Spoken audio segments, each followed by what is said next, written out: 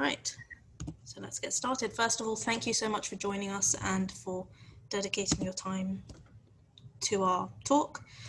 In terms of our aims and objectives, as I've mentioned, we're going to talk to you about medical school applications, and we know that some of you might have applied, so just bear with us for a little bit, and we're going to signpost some tools which will aid you in your journey. In terms of housekeeping, any burning questions are welcome. This is being recorded at the moment, so you can either post in the chat or turn off your mics and talk. There's going to be a Q&A at the end as well. Please do fill in the feedback. Once you fill in the feedback, you'll get a certificate. And as I said, we're recording.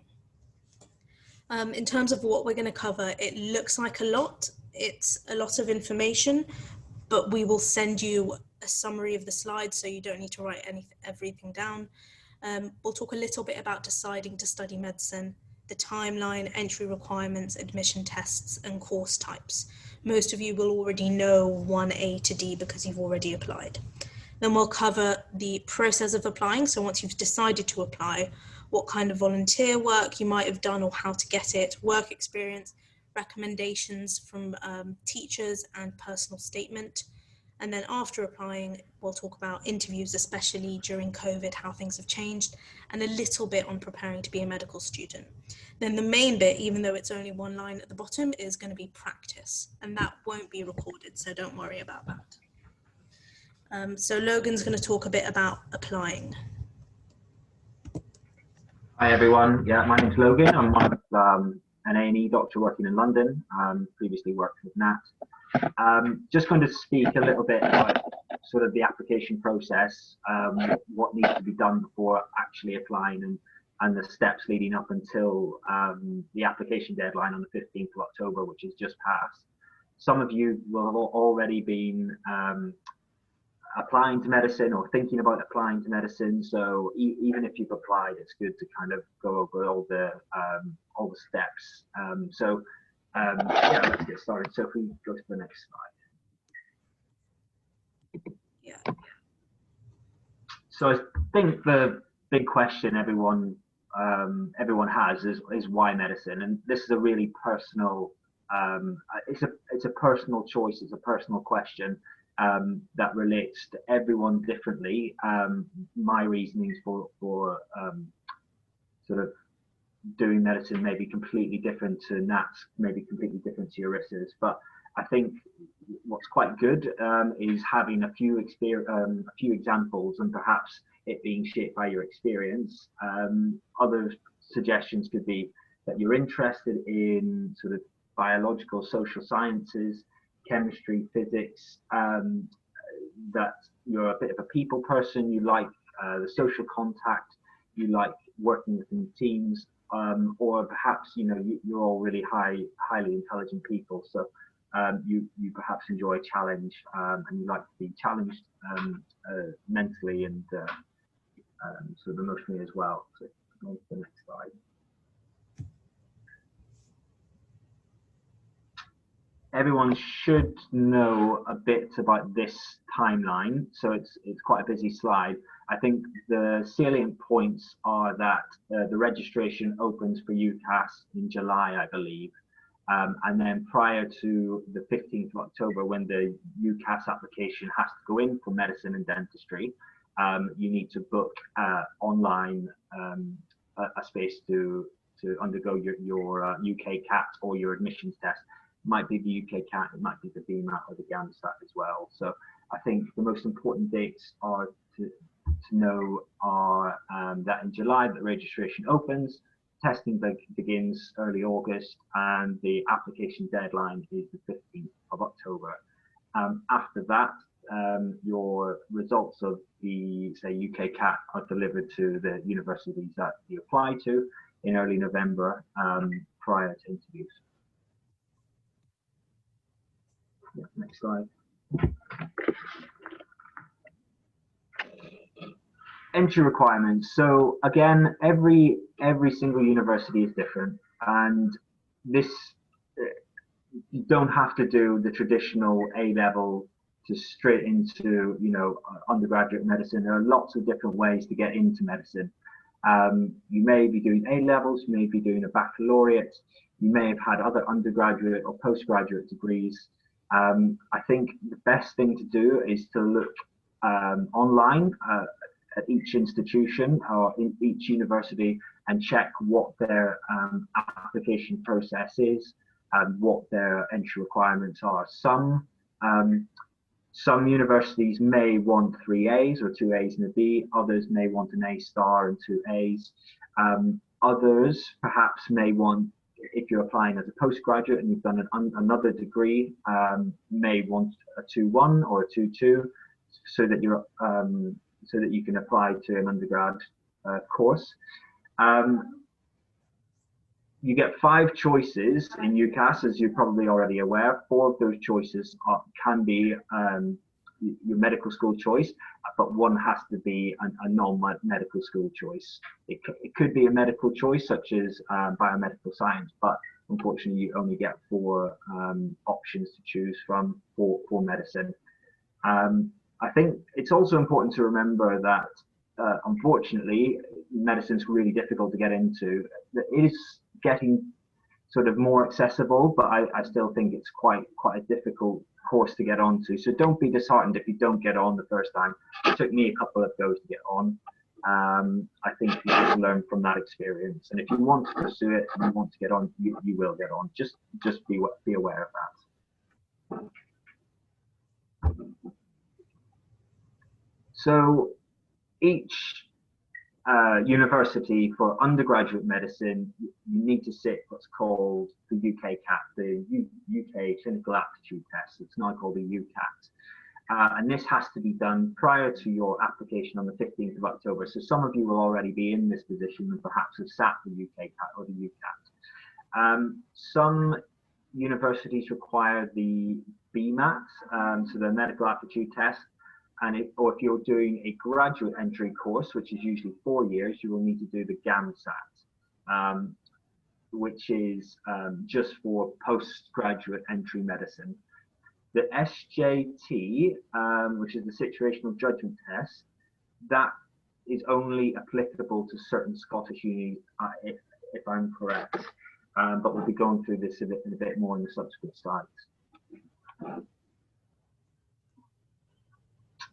So the UCAT, it's been quite a few years since I've done it. I did it in 2010, but it is essentially a 2-hour computer-based system, and it's divided into 5 different subheadings, each scored between 300 and 600, I believe, or 900, I'm sorry. So the first section is verbal reasoning. So you're evaluating written information like a body of text, and you get usually 21 minutes for this. So the second section would be decision making, so making sound decisions if you're presented with perhaps a short body of text or several options. Quantitative reasoning, so this is where your mathematical intuition comes into play. You're evaluating mathematical problems, and you get 24 minutes for this. Abstract reasoning, so you establish relationships and themes between different pictures or patterns, and you only get 13 minutes for this. And finally, the situational judgment test. So you're essentially choosing, you're given a scenario and you're choosing the best option to deal with that scenario, or the most sort of ethical option for that scenario. And you've got 26 minutes to complete that section as well. So if I remember correctly, and the feedback that I've been getting from other people is that it's quite a tight, it's quite tight for time. So practice is really important if you haven't already sat the UCAT.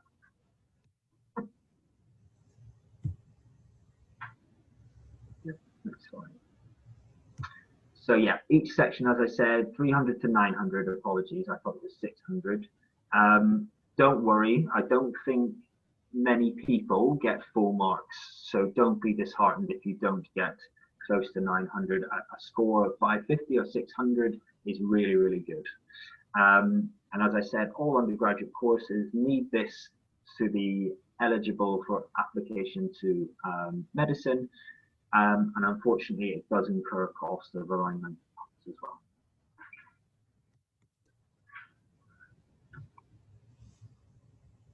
So some really good resources. Medify seems to be the best resource. There's a book called UKCAT for Dummies, and although it's not called a UCAT, it is still a really good resource. It takes you through each different section and breaks down the types of questions. There's also a couple of other good resources like the Medic Portal and medicineanswered.com. But if you Google UKCAT or UCAT, there's loads of resources online for with example questions and sort of reasoning behind all the answers to that. So the BMAT, I didn't sit this exam, but it's used by several different medical schools, including Oxford and Cambridge, and this is a 2-hour pen and paper exam. And unfortunately, unlike the UKCAT, you do need to know a bit of science and maths, the sort of GCSE standard, to sit this and to kind of excel in this exam as well. So these are the lists of universities that require the BMAT. Some require it for undergraduate entry, and some require it for postgraduate entry. So have a look on each website, each of the university's websites, just to make sure that you don't need the BMAT prior to applying.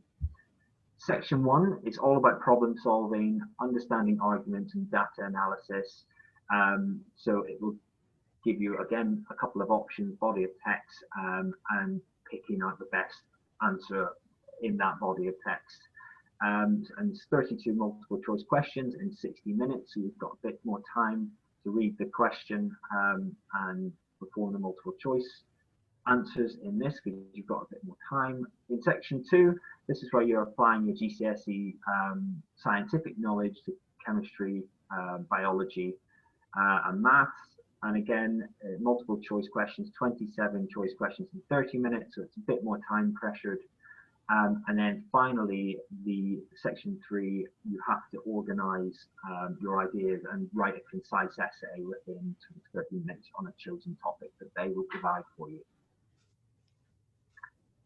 And then finally, the GAMSAT. This is a bespoke application test that is needed to apply for graduate entry medicine. And usually graduate entry medicine requires an undergraduate degree, so at least a 3-year Bachelor of Science or Bachelor of Arts degree actually at a university. And the course is usually four years rather than the standard 5 years as well. And these are the host institutions or universities that require the GAMSAT prior to applying for graduate entry medicine, as you can see.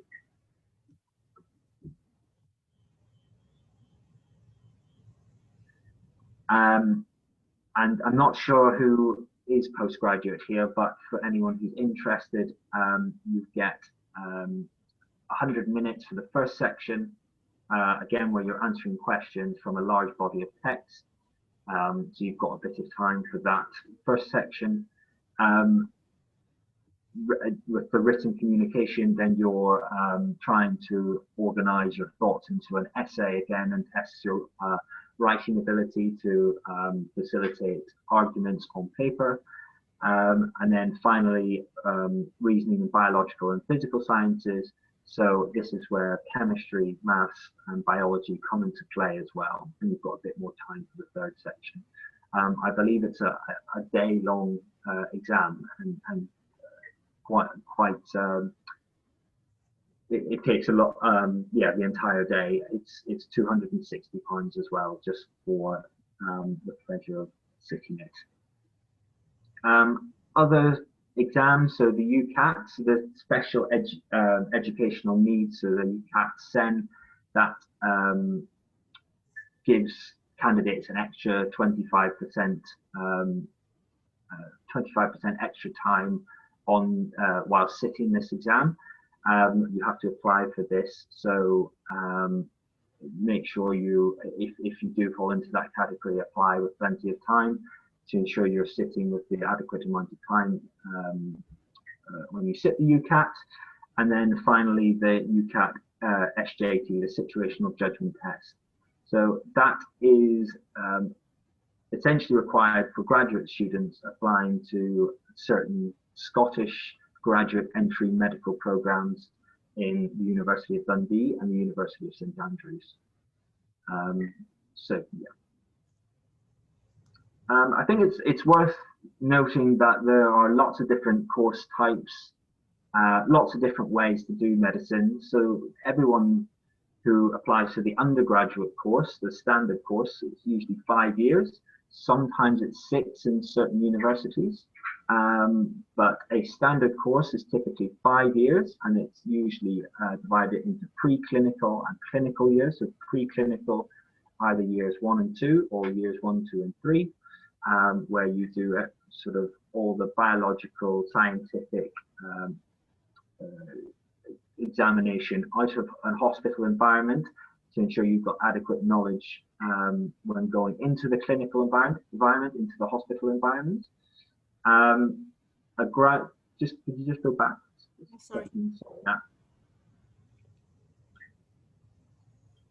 The graduate entry medicine course, again, is 4 years. So typically the first year is, the first and second years are not molded into one. So it's quite content heavy, I've been told, in the first year. And you usually go into a hospital environment from the second year. And then there are other access courses or preliminary years as well. So that you could add on another year to that. And quite a lot of institutions and universities offer that as well. So that's also another way to get into medicine if say your A levels don't go as well as you'd hoped. So on that next slide.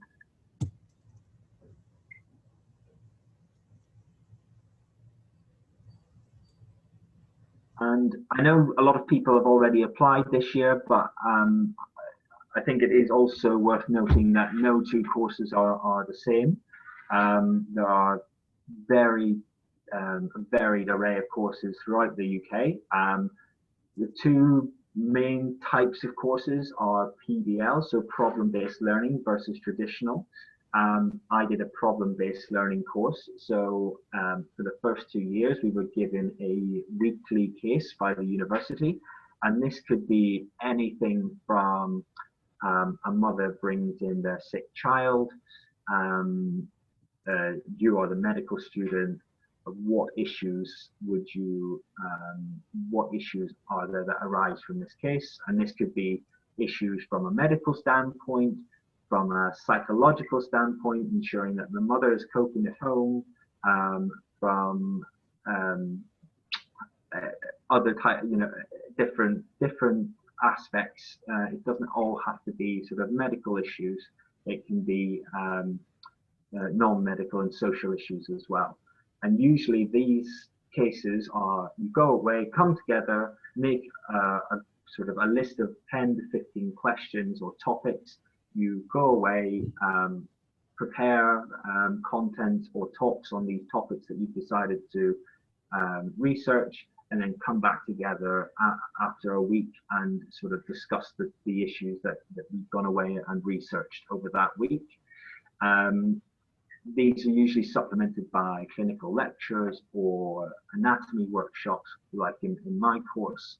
I thought it was quite a good way to learn medicine. It was quite a social way to learn medicine, versus the traditional sense. So it's very traditional, I've been told, is very lecture based. You're given a lot of content via lectures and workshops and seminars, and you're tested on the content that you learn within the lectures. I think more and more courses are becoming sort of slightly intertwined, integrated, so similar to traditional, but there's more clinical contact from your first week, essentially. We got a lot of clinical contact from our very first year, which was a big draw to my course. One of the aspects that you should be aware of going into medicine, if you do get an offer, is the option to intercalate. And what we mean by intercalating is to do another degree within your medical degree in the space of 1 year. And that's usually either an undergraduate degree or it can be a master's level degree as well. So typically you will do between 2 and 3 years of your undergraduate medical degree, perhaps be given the option to intercalate in another degree that you've got specific interest in, for example, pharmacology. Then you typically will join the 3rd year of that degree of the host institution and sit the 3rd year exams as standard, and then you will rejoin the year that you've essentially left. You will rejoin your undergraduate medical degree after you've completed your year out, essentially. I intercalated. I did emergency medicine. I thought it was really beneficial. Unfortunately, it does add another year of study onto the overall medical career, I guess. And some of my friends, they graduated a year before me, but to be honest, I'm a big advocate of intercalation if you get the chance, as it does stand you in good stead further down the line with job applications, etc.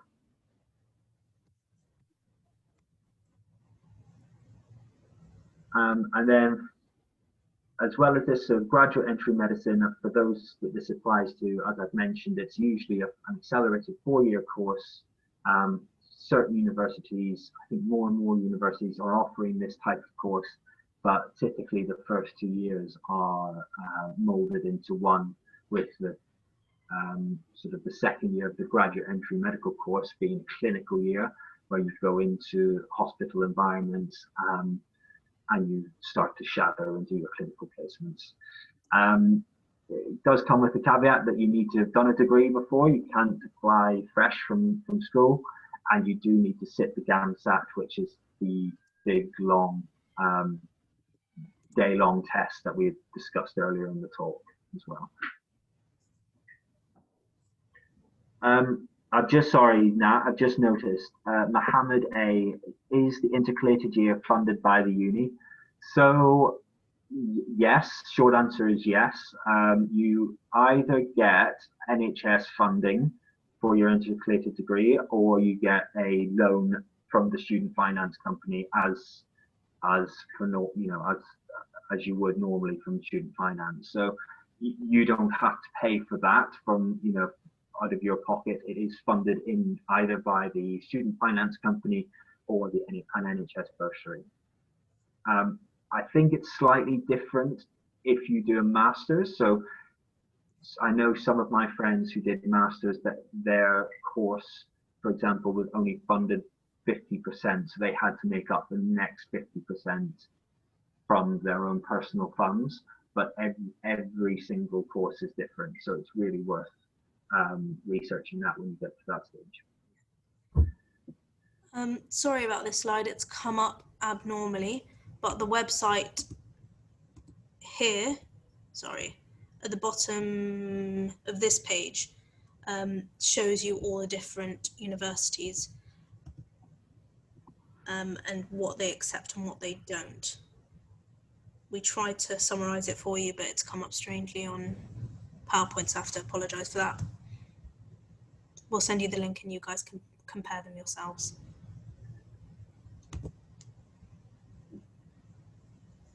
Sorry, Logan. I think that's okay, no problem. I think in essence there are something like 32 universities or 32 institutions in the UK that do undergraduate medicine, and then between 9 and 10 do graduate entry medicine, and about sort of between 10 and 20 do access courses. So yes, sorry, but as this slide demonstrates, so how many are there? There's about 10 here. I think there are.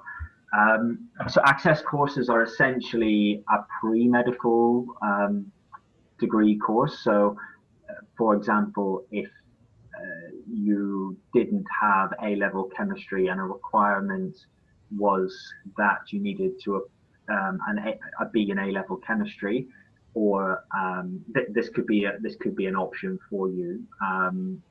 It's very university specific. I think if you do have any questions, the best people to ask would be their admissions team, the university's admissions team, and that can be found on a university website quite easily. But essentially, these pre-medical courses are they cover a range of sort of biomedical, chemistry, mathematical content to the level to A level, sort of university standard.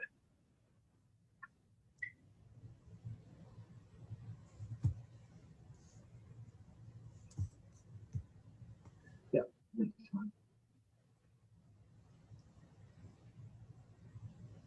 So this is the Medic Portal's website, and you can compare different universities, their course structures, their requirements, etc. So it's a really good one when you're looking at unis. Sorry, I'm just reading above. Doesn't Birmingham offer contextual admissions? Yes, they do. Sorry, it's not on our list. Contextual admissions can be quite difficult to get. So if that's something you're considering, I'd speak to your school careers advisor quite early. I'm not sure how many places they have. Okay, so because I was clicking through the slides, I've managed to draw this. Let me just, can't get rid of it. Okay, so Eurissa is with us and she's going to talk to us about applying. Hi everyone, I'm Eurissa. So we'll basically run through this because as I understand, although I was a bit late, you've all applied, and so we're going to mainly focus on the interview section and the practice section. So in terms of applying, we're just going to run through references, volunteering, work experience, a few recommendations and tips, and then finally the personal statement. Next slide. So in terms of references, why they generally use, it's because it's a good testament of you can provide evidence of your character, as well as showcase your accomplishments. And there are a few forms of what you can use as references. So you can get them from teachers at school, or really any way you've done work experience, or any way you've been involved with charity work. Other examples would be if you're involved in sports at school, you can get your sports coach to write your reference. Or if you're involved in other community groups, like if you're a religious leader in like your youth society, you could get one of them to write you a reference letter. So anything just showcasing leadership skills or good team working skills, anything like that would be suitable. Okay, next. In terms of volunteering, so why you would want to do volunteering? Well, many places, many universities require this. And also you can showcase again your charitable qualities, evidence of helping others, and your commitment to helping others, basically. How or what you can do or how you can do this. So there are actually quite a few charity organizations you could get in touch with. And you really need to get involved with anything that you also enjoy. Don't make it the main focus of, applying to medical schools. But say, for example, you enjoy dealing with pets or animals, you could apply to the RSPCA. There are also elderly care homes, might be a bit challenging now with COVID. As well as hospices, food drives, homeless shelters, pharmacies, but quite an important thing which you could get involved with is become a COVID volunteer. And you could just go to your local or nearby NHS trust and just search for volunteers and try sign up that way. You could also ask your school. They will probably have a few charity organizations that they always help, and then you could also help out with school events. Next slide.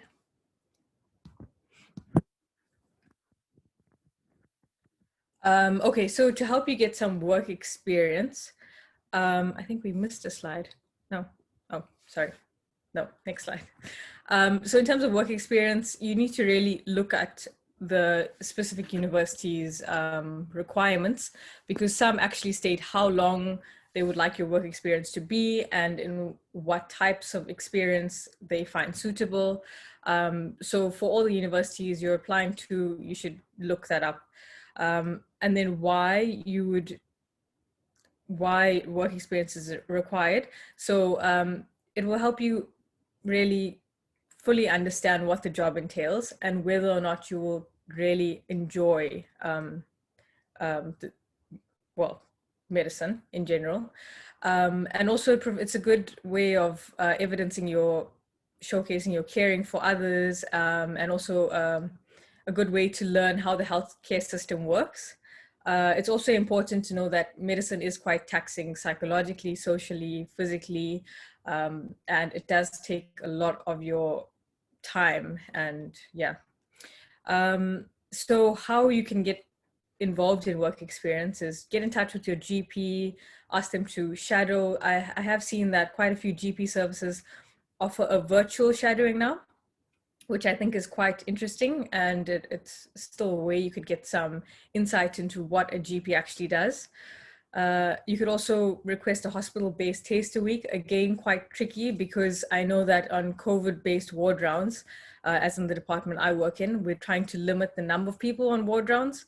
So hospital-based taster weeks might be a bit tricky, but you could get involved in that by going the route of a COVID volunteer.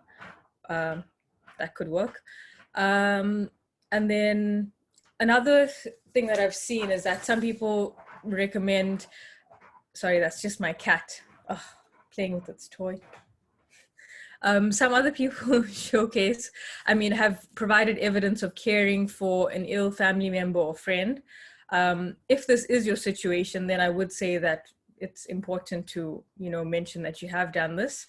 And then finally, it's important to reflect on any work experience you've done. So this is something that they might ask about in the interviews. So not just to do the work experience and say, yes, I've ticked all the boxes, but to actually think about what you learned on each day and showcase this in the interview.